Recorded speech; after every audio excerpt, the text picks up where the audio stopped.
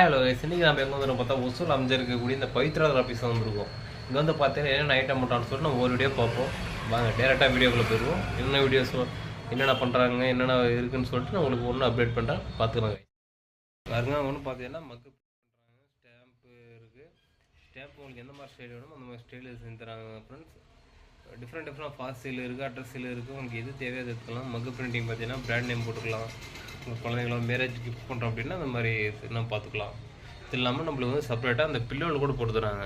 நம்மளோட ஃபோட்டோ பாருங்கள், மேலே ஃப்ரேம் வச்சுருக்காங்க. சப்போஸ் இந்த ஒர்க்கை மட்டும் அங்கே இல்லாமல் இங்கே அடிஷ்னலாக பாருங்கள்,